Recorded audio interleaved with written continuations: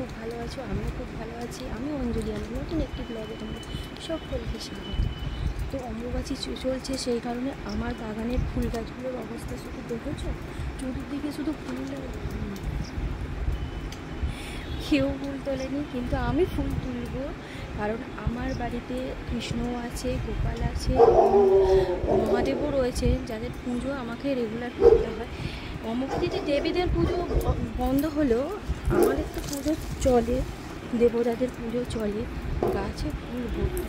এখন এগুলোর মধ্যে আমি কিছু ফুল তুলে নেব, পুজো করব।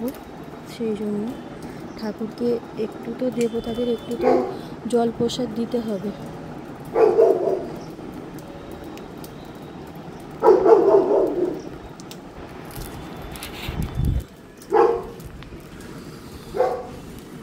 প্রত্যেকটা ফুলই কোন দেবতার চরণে যাবে জানেন, ফুলের মধ্যে লেখা থাকে তাদের। দেখো আমার রাধা মাধবকে কেমন দেখতে। সকালে পুজো করে নেওয়া হয়েছে। সিংহাসনটা আমার ঠাকুর ঘরের সিংহাসন, মহেশ্বর বাবা। দেখো তো আমার রাধা মাধবকে কেমন দেখতে সুন্দর লাগছে। বলো আমার রাধা মাধবের সিংহাসনটা কেমন সাজিয়েছি অবশ্যই জানিও, আর কেমন লাগছে আমার রাধা মাধবকে সেটাও বলো। তো সকালের পুজো প্রায় আমার কমপ্লিট, তোমরা দেখেই নিয়েছো। এই হলো আমার ঠাকুরের প্রসাদ, রাধা মাধবের প্রসাদ। এবার প্রসাদটা একটু ঢেলে নিয়ে জায়গায়, দেখা প্রসাদটা, এই যে আমার ভগবানের প্রসাদ বন্ধুরা। আমি এটাই সকালবেলা মুখে দিয়ে আমার দিনটা শুরু করি। এইভাবে প্রতিদিন আমার সকালের দিনটা শুরু হয়। রাধে রাধে।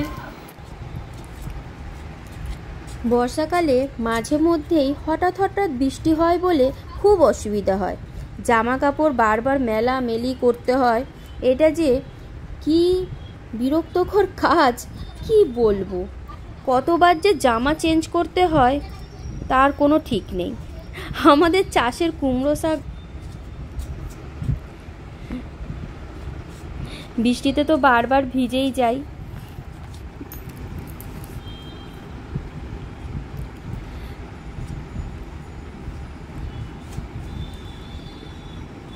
দেখো আমাদের চাষের কুমড়ো শাক কেটে রেখে দিয়েছিলাম, অম্বুবাচীতে শাক খেতে নেই বলে তাই বাধ্য হয়েই ফেলে দিতে হলো। কি করব বলো, উপায় নেই।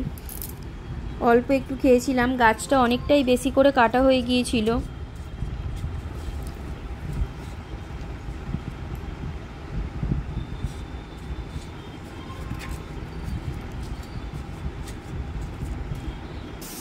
এদিকে রান্নার জোগাড় করে নিয়েছি। প্রেসারে ডালের সিটিও উঠে গেল।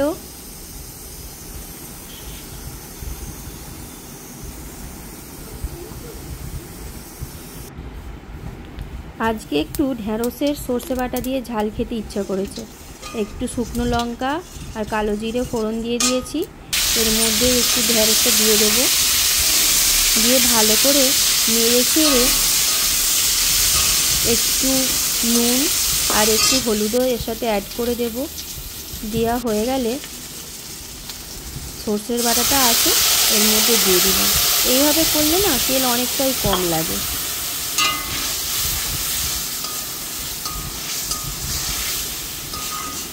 নামাবার আগে একটু চিনি দিয়ে নামিয়ে নেবে, দারুণ খেতে হয়। রান্নাটা যতক্ষণ হচ্ছে দেখছি আবার একটু রোদ্দুর দেখা দিচ্ছে। তো আবারও জামা কাপড়গুলো সব আমি আবার মেলে দিলাম। কিছু করার নেই, কি করব বলো।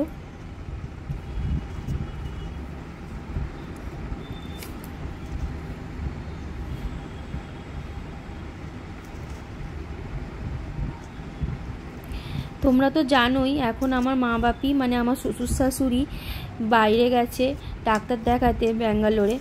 তো আমার খুব অসুবিধা হয়, একা হাতে সমস্ত কাজটাই করতে হয়। মা বাপি থাকলে অন্তত পুজোটা আমায় দেখতে হয় না, শুধু ঠাকুরকে নমস্কার করলেই হয়ে যায়। যেহেতু মা বাপি নেই, তোমরা যারা ব্লগ আমার রেগুলার দেখো তোমরা সবাই জানো, আমি সেই ব্লগও শেয়ার করেছিলাম। তো আমার খুব অসুবিধার মধ্যেই আমি পড়েছি বলতে পারো। দেখো আজকে কি রান্না করতে পেরেছি। ডাল, আলু ভাজা, পটল ভাজা, আর তোমাদের তো দেখেছো সর্ষে বাটা দিয়ে ঝাল। এখানে ভাত। অবশেষে জামা কাপড়গুলো সব শুকিয়ে গেছে।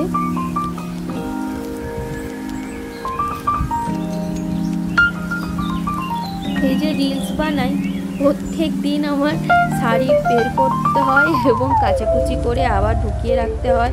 তোমরা আমাকে এত এত এত বেশি ভালোবেসেছো, যার জন্য আমার এই কষ্টটা কোনো কষ্ট বলেই মনে হয় না। আমি একা হাতে সবটা করি, সকাল থেকে রাত পর্যন্ত আমার কোনো কষ্ট মনে হয় না। তোমরা এইভাবেই যদি আমাকে সাপোর্ট করতে থাকো আর ভালোবাসো, তাহলে সব কিছুই আমি ঠিক করে নিতে পারবো একদিন। এই ভিডিওটা আজকে থেকে প্রায় 5 দিন আগে আমি বানিয়ে রেখেছিলাম, তো কিছু করার ছিল না, এডিট করার জন্য উপায় ছিল না বলেই আমি দিতে পারিনি। আজকে অনেকদিন পর এডিট করার একটু সময় পেলাম, তাই তোমাদের সাথে শেয়ার করলাম।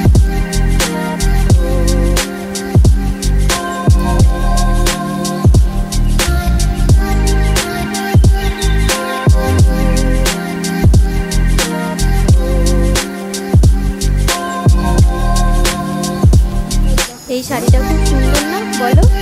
আমার তো খুব ভালো লাগে এই শাড়িটা।